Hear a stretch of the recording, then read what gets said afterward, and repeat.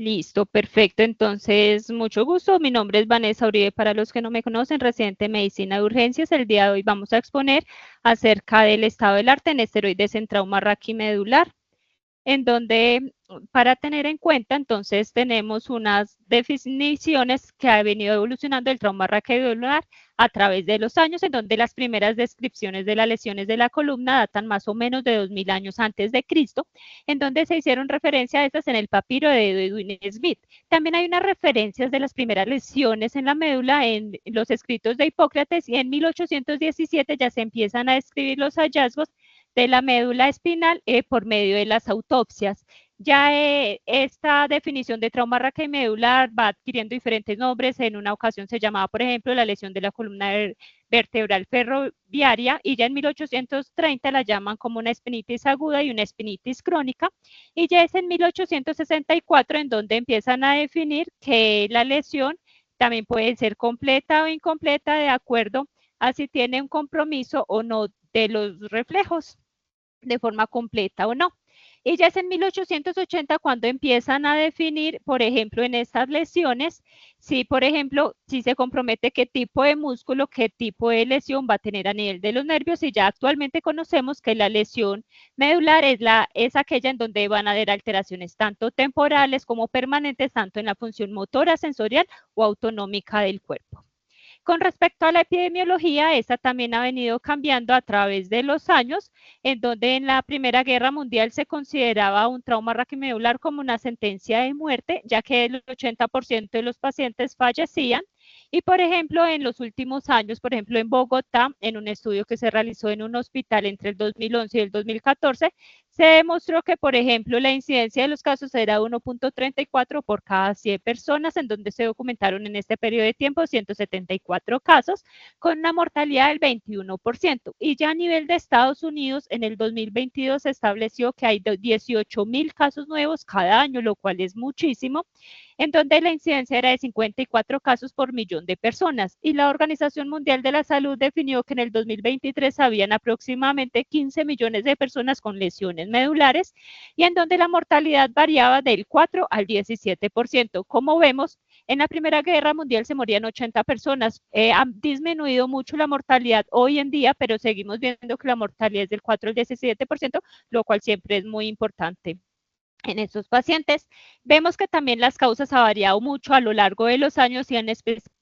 a diferir según los diferentes países. Por ejemplo, en la Primera Guerra Mundial, la principal causa de las lesiones era por heridas de arma de fuego, mientras que en 1980 estas causas ya empiezan a ser principalmente por los accidentes de tránsito, seguido por las caídas, y ya en Medellín, por ejemplo, podemos observar como la principal causa de estas heridas son las armas de fuego, seguidas por los accidentes de tránsito y de último lugar las caídas, y ya en Bogotá podemos evidenciar que las causas son muy diferentes a las de Medellín, ya que la principal causa ya son los accidentes de tránsito, seguido por las caídas, y de tercero por las lesiones causadas por otras personas. Pero, por ejemplo, en Estados Unidos podemos ver que las causas difieren incluso a nuestro país, ya que allá la principal causa son los accidentes de tránsito, en donde podemos ver que dependiendo del país e inclusive hay una variedad entre las diferentes ciudades, por ejemplo, en nuestro país con respecto a la causa, lo cual es importante tenerlo en cuenta. Con respecto a los traumas a nivel de la columna, solo el 5% se asocian con lesiones medulares, en donde van a ser en la columna cervical en un 60%, en la región torácica un 32% y en la región lumbosacra un 9%. También es importante hablar en esta patología acerca de la fisiopatología, ya que es muy importante para el manejo, el tratamiento que vamos a realizar, en donde sabemos que el evento traumático inicial va a ser la lesión primaria, en donde va a haber una interrupción mecánica inmediata, la cual va a ocurrir por fuerzas de compresión, ya sean de contusión, por cizallamiento, en donde van a generar una muerte de las neuronas y de los oligodendrocitos, y se va a alterar la vasculatura y se va a comprometer la barrera hematoencefálica. Pero, por ejemplo, se evidencia que después de esto ocurre que hay unas lesiones secundarias que van a ocurrir generalmente en las primeras 24 horas, en donde va a haber un edema, una apoptosis de estas neuronas, de estas células gliales, además que hay una desmielinización, hay un aumento de la infiltración de las células inflamatorias, va a haber hemorragia y un aumento de los productos citotóxicos. Ya en la fase subaguda lo que vamos a evidenciar es que hay una trombosis vascular, también hay unas lesiones por aumento del edema, lo que va a llevar a un vasoespasmo y va a haber un aumento de la infiltración persistente de estas células inflamatorias, generando una mayor muerte neuronal. Y además, en la fase ya crónica, en cuestión de 2 semanas a 6 meses, se van a seguir degenerando estos axones y la cicatriz astroglial va a generar una potente inhibición en la regeneración, ya que va a ocupar un espacio y no va a permitir este crecimiento axonal, impidiendo pues la recuperación neurológica en estos pacientes. Ya con respecto a las manifestaciones clínicas, es importante tener en cuenta que van a depender según el nivel de la lesión neurológica y según la cantidad de ese tejido preservado, en donde podemos tener lesiones completas o incompletas según su compromiso en la función sensoriomotora, en donde se van a clasificar según la escala de Asia, en donde una lesión, clasificación A va a ser una lesión completa, donde hay una pérdida tanto de la función sensitiva como de la función motora, por debajo del nivel de la lesión, sin una preservación sacra. Y con respecto a la clasificación B a D, ya son lesiones incompletas según el grado de compromiso motor, y E ya cuando no hay ningún tipo de compromiso ni sensitivo ni motor. También es muy importante diferenciar en estos pacientes el tipo de choque medular o choque neurogénico, que es importante para el abordaje terapéutico, como veremos más adelante, ya que el choque medular es cuando hay un estado clínico que es transitorio, donde hay una parálisis flácida, que va a incluir una pérdida de la función motora, sensorial, autonómica y refleja, pero que puede llegar a recuperar con el paso del tiempo, mientras que el choque neurogénico, como podemos ver, es una lesión a nivel cervical y a nivel torácico alto, que lo que se interrumpe es el flujo de salida del sistema simpático al corazón y al sistema vascular periférico. Lo que va a generar es que persista solo el flujo parasimpático, lo que va a generar vasodilatación arterial, bradicardia, hipotensión y disminución del gasto cardíaco, por lo cual es muy importante diferenciarlo. Entonces, ya con respecto al tratamiento que existía antes de que estuvieran los esteroides, en el siglo IV antes de Cristo, los manejos que se utilizaban era la técnica de sucusión, que era una técnica en donde ataban los pies de los pacientes a una escalera y los traccionaban hasta que vieran que se enderezaba la columna. Ya a nivel de 1810 hasta 1850, de forma poco a poco lo que empiezan a hacer es que empiezan a administrar una posición cómoda a estos pacientes, empiezan a hacer sangrías, posteriormente empiezan a hacer uso de sanguijuelas y aplican, por ejemplo, vino caliente en los pies y ya de acuerdo a los síntomas que van apareciendo los van tratando. Por ejemplo, se puede evidenciar que en estos pacientes hacían unas pomadas que eran con diaquilón, que era óxido de plomo, con aceites vegetales, pez de orgoña, con opio, y también aplicaban mercurio en estos, en donde decían que eso mejoraba el dolor y evitaba que el paciente se complicaba. Ya para el manejo del dolor utilizaban diferentes mezclas de opio y, por ejemplo, de lavanda, que ayudaba al dolor en el caso en que fueran apareciendo las úlceras por presión, por ejemplo, y empezaran a ponerse necrótica. Lo que utilizaban era brandy para lavar estas heridas para evitar que se infectaran, y ya en el caso en que el paciente presentara constipación le daban aceite de ricino, y como vemos, más que todo era el manejo sintomático de los pacientes. Y en el caso de la retención urinaria ya se empezaban a utilizar los catéteres vesicales 2 veces al día en estos pacientes. Ya posteriormente, en 1860, empiezan a realizarse las primeras cirugías a nivel de la columna vertebral en estos pacientes con trauma raquimedular, en donde indicaban que si los reflejos estaban aumentados ya era una indicación, por ejemplo, de manejo quirúrgico. Pero es en 1887 cuando el cirujano alemán Víctor Alexander Harden realiza la primera laminectomía para tratar una etiología diferente al trauma raquimedular, pero 3 años después de que le empieza a realizar estas laminectomías, estas se empiezan a aplicar por parte de los neurocirujanos para el trauma raquimedular, y empiezan a ver que los pacientes empiezan a tener un mejor resultado. Pero igualmente por esa misma época de 1890, los doctores empiezan a sospechar que debe haber algo más de la lesión primaria, por lo cual se empieza a sospechar una lesión secundaria. Por lo que el doctor Watson empieza a plantear que se creen unos experimentos en animales en donde les deben crear un trauma con objetos pesados a nivel de la columna para poder, por medio de autopsias, analizar estas médulas y saber qué es lo que pasa. Entonces, una vez empiezan a analizar las médulas de los animales en diferentes momentos, empiezan a darse cuenta y empiezan a plantear la idea de que existe algo más, como las lesiones secundarias. Entonces, empiezan a documentar que en estas médulas hay edema, hay contusiones hemorrágicas, por ejemplo, hay degeneración de la materia blanca, también hay una degeneración de la mielina. Por ejemplo, Freeman empieza en 1840 a plantear que hay una pérdida de la perfusión vascular en estas médulas. Entonces, todo se enfoca en manejo de estas lesiones secundarias. A medida que pasa en 1950, se empiezan a perfeccionar como estas técnicas con la cual generaban las lesiones en los animales, porque se dieron cuenta que de acuerdo al peso que se soltara o desde la altura se iban a generar diferentes lesiones. Y como el Caneitan era una lesión muy similar para valorar cómo eran los resultados, lo que ellos empiezan a generar es diferentes métodos en donde todos se ponen de acuerdo para soltar un objeto pesado del mismo peso y a la misma altura para generar el mismo tipo de lesiones. Y posteriormente lo que hacen es hacer una cirugía en estos animales para lesionar la médula, para que así todos hicieran un mismo tipo de lesión y poder analizar qué era lo que pasaba con esas lesiones secundarias. Entonces ya se empiezan a tratar estas lesiones secundarias. Por ejemplo, en 1960, el doctor Alvin lo que hace es que muestra un efecto protector de la hipotermia local en la médula espinal al aplicar hielo, tanto en los primates como en los caninos. Entonces empieza a ver el primer tratamiento para la lesión secundaria, pero empiezan a surgir múltiples opciones con otros medicamentos como la naloxona, la tiroxina, el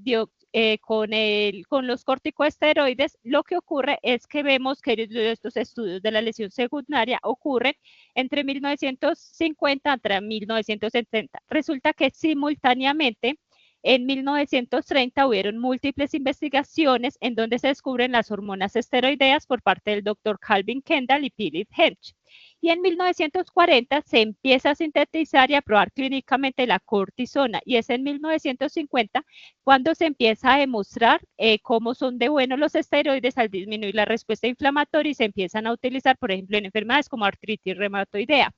Y vemos que, por ejemplo, en 1950, como podemos observar acá, se empiezan a disparar los diferentes estudios en los esteroides,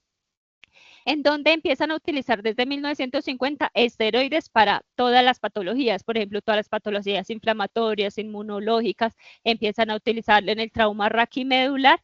y empiezan a utilizarlo en el trauma craneoencefálico. Entonces empieza a surgir, bueno, si ya sabemos que todo esto es un proceso inflamatorio, hay un edema, ¿qué ocurriría si utilizamos pues todos esos esteroides que están en auge en esta temporada, las utilizamos en el trauma raquimedular?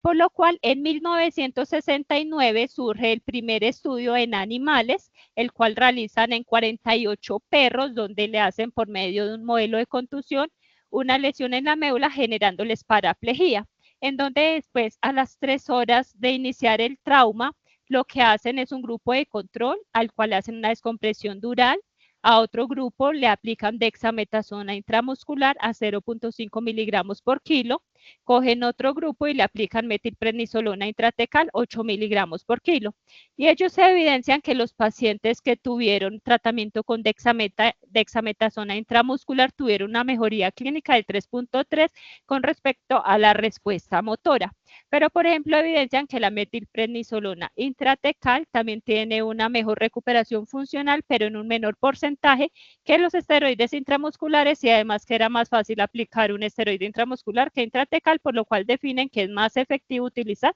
los esteroides intramusculares.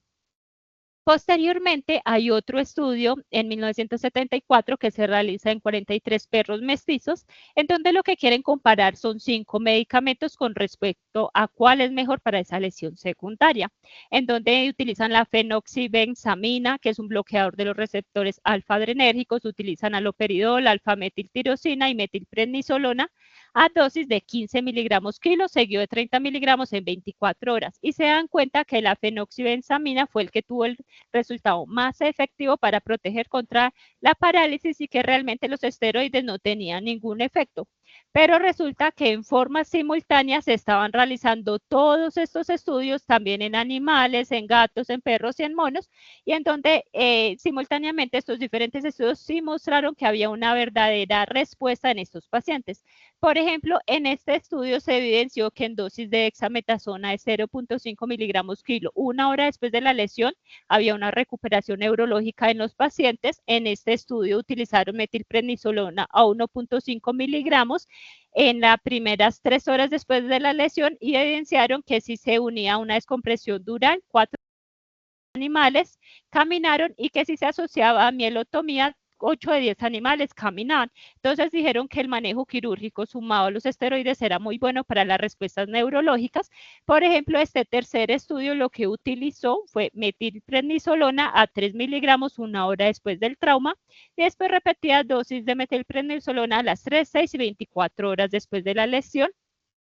y evidenciaron que en los pacientes que recibían esteroides había una disminución del edema y de la hemorragia, por lo cual mejoraba todas estas lesiones secundarias. Y este otro estudio también demostró que las dosis de dexametasonas a 0.7 miligramos kilo después de una hora, 2 de 7 perritos caminaban y había una mejoría en los pacientes, en los animales. Entonces decían y se aconsejaba la metilprednisolona para el manejo de estos pacientes. Vemos que en 1970, 1980 también hubieron estos estudios, fueron 5 estudios también muy importantes que se realizaron tanto en perros como en gatos, en donde mostraron diferentes dosis de esteroides y cómo era la evolución en los pacientes neurológicos. Por ejemplo, pues para no entrar en estudio por estudio, en general, demostraron que las dosis de dexametasona a 20 miligramos kilo día no eran benéficos y se obtenía el mismo resultado que con el placebo, por lo cual determinaron que dosis más bajas de dexametasona, pero dosis más altas de metilprednisolona, por ejemplo, de 30 miligramos kilo, como este que se realizó en monos, demostraron que sí había una diferencia estadísticamente significativa en las respuestas neurológicas. Entonces vemos que durante esta década se hicieron más de 12 experimentos en animales en donde todos mostraban resultados diferentes, pero igualmente las muestras en algunos eran 5 gatos o 10 perros o 5 o 10 monos, entonces vemos que la población era primero muy bajita y las dosis eran muy diferentes.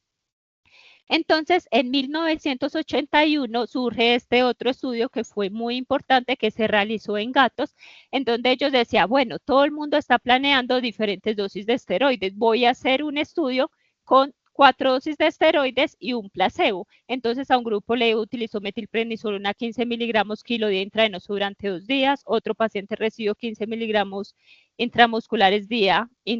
durante un solo día, otro recibieron 7.5 miligramos kilo intramuscular durante 3 días y otro 3.75 miligramos kilo día intramuscular durante 3 días. Y por ejemplo, evidenciaron que los pacientes con que recibieron los esteroides tuvieron una recuperación neurológica mucho más marcada con respecto al control. Por ejemplo, las lesiones patológicas que se encontraron en la médula fueron de menor porcentaje y vieron que la conservación del tejido de la mielina fue más alto en el grupo de los esteroides. ¿Cuál fue el problema de este estudio? Ellos concluyen que cualquier dosis de esteroides, por ejemplo, hubo un resultado neurológicamente favorable, pero ellos no compararon los grupos con las diferentes dosis, entonces quedaron en las mismas. ¿Cuál es la mejor dosis? Porque sí, ya concluyen que los esteroides llevan a una mejoría clínica, pero como este no compara las diferentes dosis, no saben cuál es la dosis ideal a utilizar. Posteriormente llega este estudio en 1984 que dice, bueno, ensayemos a ver cómo nos van con las megadosis de esteroides. Entonces utilizan un grupo de dexametasona 14 miligramos por kilo y el otro grupo utiliza metilprednisolona a 30 miligramos kilo durante 9 días para demostrar si las dosis altas son buenas o son malas. Y con este estudio demuestran que las megadosis de los esteroides no mejoró la recuperación neurológica, pero sí aumentaron la mortalidad e inclusive aumentaron las complicaciones secundarias al edema pulmonar neurogénico, por lo cual este estudio concluye, no utilicen megadosis que les van mal, se complican y se mueren los del estudio. Entonces, debido a esto, surge nuevamente otro estudio en animales. ya que ellos indican, bueno, el estudio anterior dijeron que megadosis mata a los animales. Entonces otro estudio dice que los esteroides son buenos, pero empieza a surgir entonces cuál es la mejor dosis a utilizar en los animales. Entonces este estudio fue muy importante ya que utilizó dosis de metilprednisolona a 15 miligramos kilo, 30 miligramos por kilo y 60 miligramos por kilo y el placebo. Y podemos observar en donde ellos para hacer el estudio se basan en el flujo sanguíneo prelesión, que era de 2.2 mililitros por 100 miligramos por minuto. Y podemos observar que después de la lesión en el paciente que no recibe ningún tipo de tratamiento, el flujo sanguíneo disminuyó hasta 7.7. En los animales que recibieron metilprednisolona a 60 miligramos fue similar a que no hubieran recibido nada, fue muy inefectivo, pero evidencian que el otro grupo que recibió 15 miligramos por kilo, que es esta línea que podemos observar acá, tuvieron igualmente una caída del flujo sanguíneo, por lo cual definen que esta dosis es menos efectiva para prevenir la isquemia. Pero observan que estos animales que recibieron 30 miligramos por kilo tuvieron una buena recuperación neurológica frente a los otros, conservando el flujo sanguíneo en valores similares al pretrauma, con un valor de P menor a 0.05, lo cual era estadísticamente significativo, por lo que ellos concluyen que las dosis de metilprednisolona a 30 miligramos por kilo son las más óptimas en estos casos. Entonces, con todos estudios realizados en animales, ya se empieza a documentar que los glucocorticoides sí impactan en los resultados neurológicos a nivel sensorial y a nivel motor. Entonces, lo que se propone es que los esteroides van a aumentar la excitabilidad de las neuronas, van a mejorar la transmisión de los impulsos, ayudan a mantener esa función neuronal en la médula espinal lesionada, además de que van a mejorar este flujo sanguíneo y ayudan a disminuir esta peroxidación lipídica, que es lo que ocurre en la lesión, en donde todo eso va a ayudar a preservar como esta estructura celular, van a ayudar a prevenir la degeneración tisular, por lo cual se concluye que los esteroides tienen una muy buena respuesta en cuestión de los resultados neurológicos de los pacientes. Entonces, debido a que cómo se comprueba todo esto, empieza a surgir, bueno, entonces empecemos a llevar estos estudios de animales a los humanos, por lo cual surgen los estudios de NACIS. Entonces, en 1985 nace el primer estudio NACIS, en donde inicialmente el estudio estaba planteado para hacerlo con metilprednisolona versus placebo, pero incluso el grupo ético les decía, si ya está comprobado que los esteroides son muy buenos en el trauma raquimedular, de pronto no es tan ético hacer un ensayo y dejar a los pacientes sin esteroides y ponerles un placebo, por lo cual finalmente el estudio termina siendo acerca de un grupo de metilprednisolona a dosis elevada frente a metilprednisolona a dosis baja, en donde este es un ensayo clínico multicéntrico doble ciego que se realizó en diferentes instituciones en 7 estados, en donde lo que buscan comparar es la dosis de la metilprednisolona con un bolo de 1000 miligramos seguido con 1000 miligramos dividido en 4 dosis durante 10 días, comparado frente a una dosis de un bolo de 100 miligramos con 100 miligramos dividido en 4 días durante 10 días.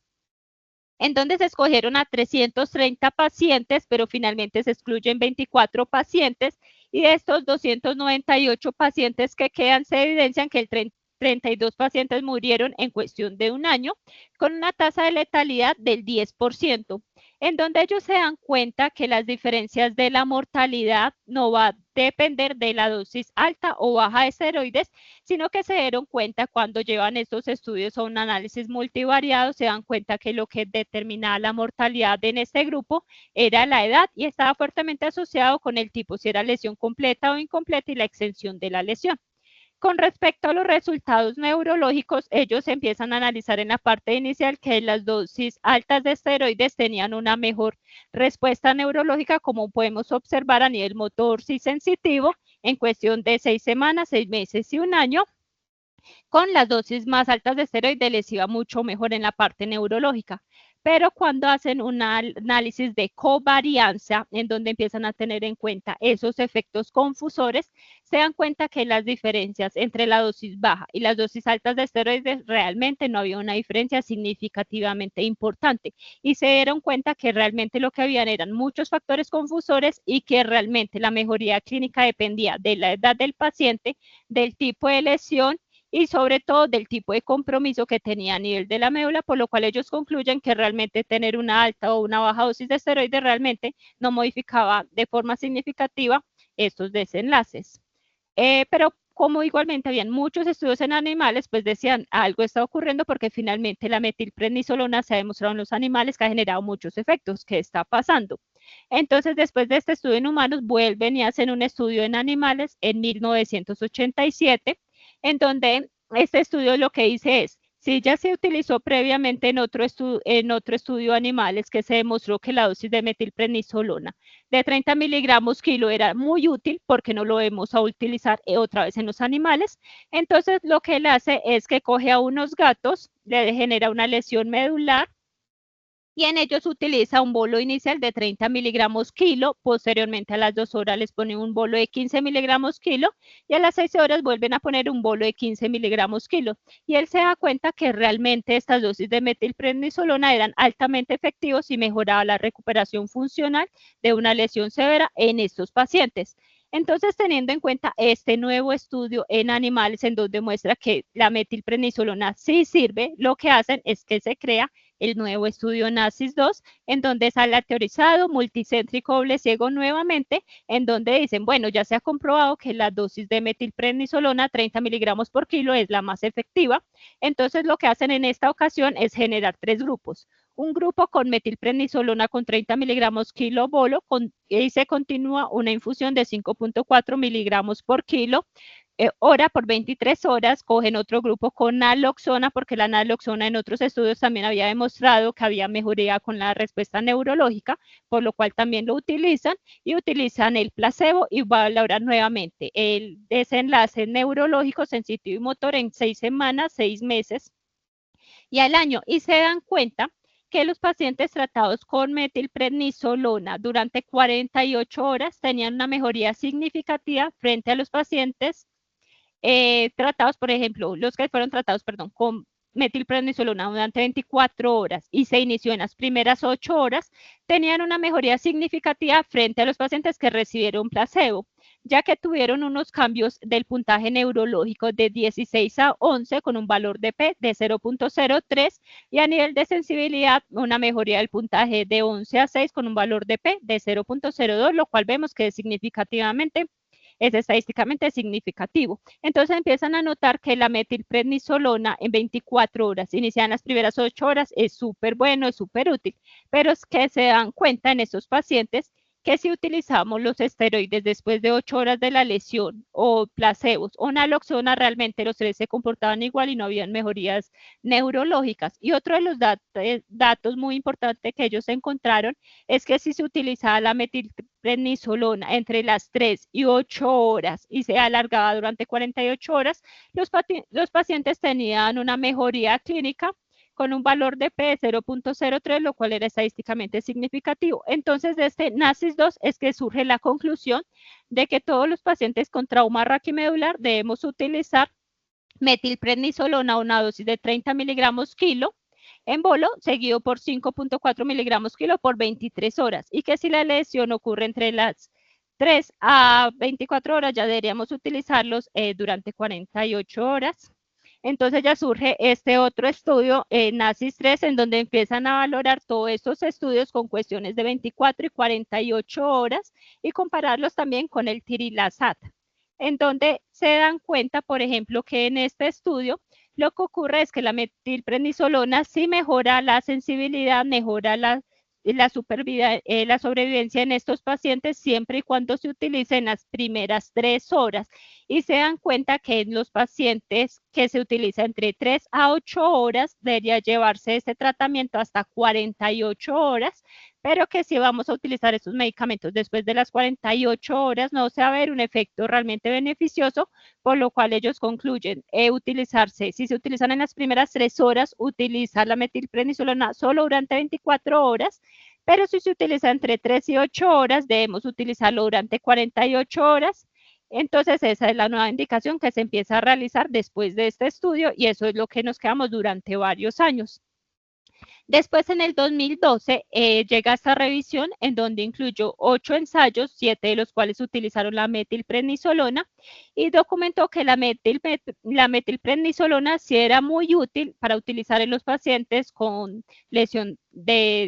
medular, ya que si se utilizaba en las primeras 8 horas de la lesión en un bolo de 30 miligramos kilo durante 15 minutos, seguido una infusión de 5.4 miligramos kilo, por 23 horas, los pacientes iban a tener un muy buen desenlace con muy bajas complicaciones, por lo cual después de este metaanálisis, él verifica que sí es bueno utilizar la metilprednisolona en estas dosis, en estas primeras 24 horas, y que si se administra entre 3 a 8 horas, debería alargarse a 48 horas. Pero inclusive ellos mismos también dicen que se necesitan aún así muchos ensayos, más ensayos aleatorios para llegar a una conclusión definitiva. Pero ¿qué ocurre en el 2016? Llega esta revisión sistemática y este metaanálisis en donde dice que de 2060 artículos que valoró, en donde 21 fueron relevantes, en donde 4 fueron ensayos clínicos y 17 fueron observacionales, recopiló 4.300 pacientes, en donde él se da cuenta que realmente al hacer este metaanálisis, los resultados de la función motora y sensitiva realmente no fueron resultados estadísticamente significativos. Ellos indican que hubieron muchísimos sesgos, hubieron muchos problemas y la calidad de la evidencia fue muy baja, debido a todos estos sesgos y a esta falta de precisión, por lo cual con este metaanálisis, como podemos observar acá, dicen que realmente no hay diferencias, pero que sí hay un mayor riesgo de presentar hemorragias gastrointestinales y de presentar infecciones, por lo cual con este nuevo metaanálisis del 2016 surge la nueva evidencia de que no se deben usar los esteroides en el trauma raquimedular. Después de este metaanálisis, entonces las guías NICE dicen, bueno, ya hay un nuevo metaanálisis en donde muestra que los estudios NACI 2 y 3 realmente fueron con un mal diseño metodológico, han sido muy criticados, han sido muy contradictorios y como mostraron que no tiene realmente una diferencia estadísticamente significativa en los desenlaces neurológicos sensitivos y motores, las guías dicen a partir de ahora no se utiliza metilprednisolona en ningún paciente con lesión medular traumática. Pero, ¿qué ocurre? Después de un año llegan las guías americanas de ortopedia y de columna, en donde ellos dicen, sí, aceptamos que con nivel de la evidencia hay unas mejorías muy modestas a nivel de las puntuaciones motoras en los pacientes utilizados con metilprednisolona, pero ellos también indican en las mismas guías que teniendo en cuenta que no hay diferencias estadísticas entre las complicaciones, ya que este tratamiento sugiere algún tipo de mejora, aunque sea modesta, ellos incluso lo dicen que recomiendan los esteroides, aunque sea una calidad de la evidencia moderada, con una fuerza de recomendación débil, en donde ellos sugieren utilizar esteroides en los pacientes que se presentan en las primeras 8 horas de la lesión medular,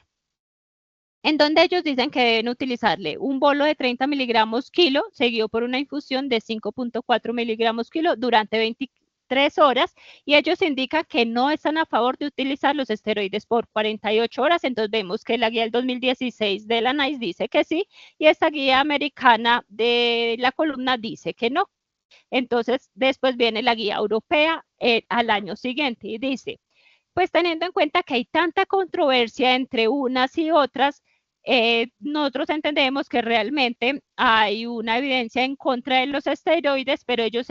recomiendan no utilizar los esteroides teniendo en cuenta la guía. Pero en la misma recomendación, como podemos observar acá, ellos dicen, no recomendamos usar los esteroides, pero aceptamos que nuestros panelistas están a favor de utilizar los esteroides a una dosis más baja, pero no dice ni qué dosis ni en qué casos. Entonces, digamos que la guía europea quedó como,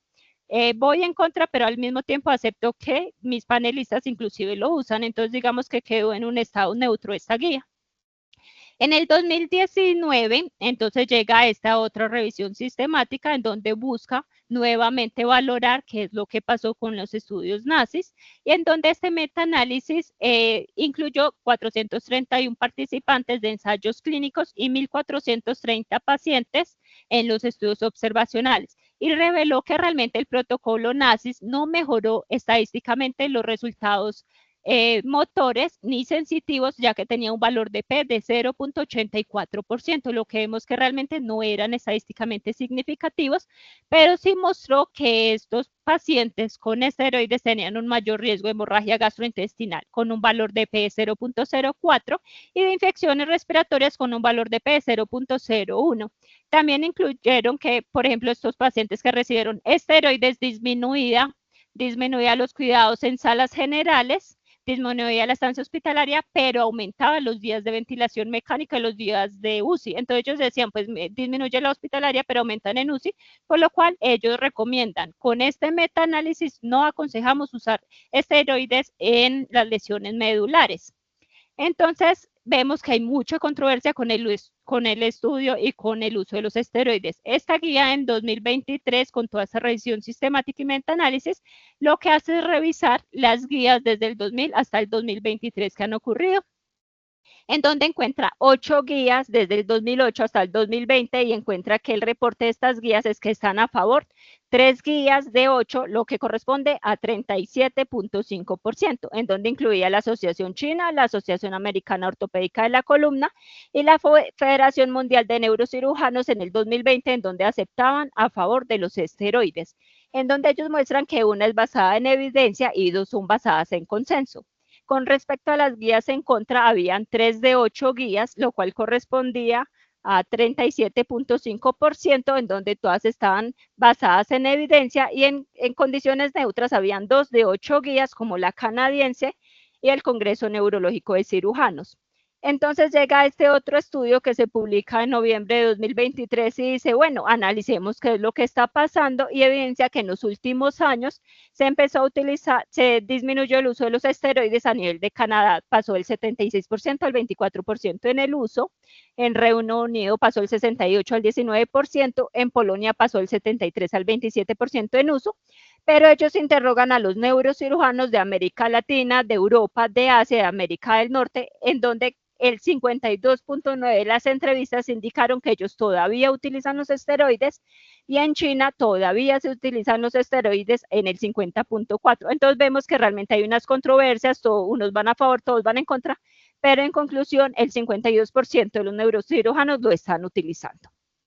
Entonces realmente uno queda con cuál me voy o con cuál me quedo. En el momento, ¿qué es lo que sí está aprobado en el manejo actual? Es que cuando usted sospecha una lesión medular, debe realizar el ABCD, que siempre realizamos en trauma. Por cuestiones de tiempo no voy a entrar a explicar pues este manejo inicial, es el mismo ABCD del paciente politraumatizado, solo tenerlo en cuenta, siempre sospechar estas lesiones en pacientes inconscientes o pacientes politraumatizados o que tengan lesiones que puedan distraer fácilmente las lesiones en el cuello, teniendo en cuenta que siempre debemos mantener una presión arterial media mayor a 85 en los primeros 7 días, y que si hay una lesión en CC3, C4, va a haber una parálisis frénica bilateral, por lo cual esos pacientes normalmente van a requerir del uso del ventilador, y si se da una lesión mayor a T5, también va a haber una lesión de estos músculos accesorios, y si se da por encima de L1, también va a haber un compromiso de los músculos abdominales, por lo que en general estos pacientes pueden requerir soporte ventilatorio. Entonces, ¿qué es lo que realmente se está aconsejando en estos momentos? Es el manejo quirúrgico, en donde se ha demostrado que la cirugía para las lesiones medulares van a tener como objetivo la realineación de la columna vertebral, estabilizarla y descomprimir esa médula espinal, con el objetivo de aliviar esta compresión y mejorar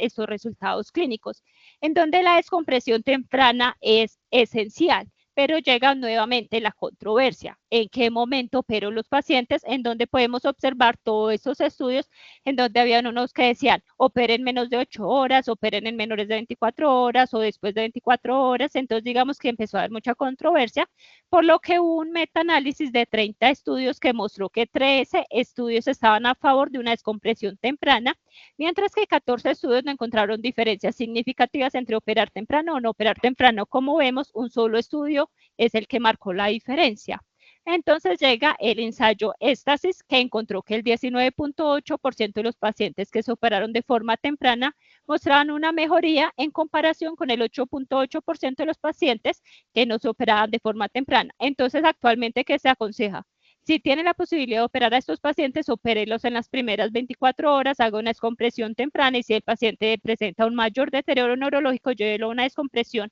emergente. Con respecto al manejo para el futuro que tenemos, bueno, como hasta ahora la mortalidad de las lesiones medulares siguen muy elevadas, entonces hay muchos ensayos clínicos que están ensayando medicamentos neuroprotectores como el ácido zoledrónico, el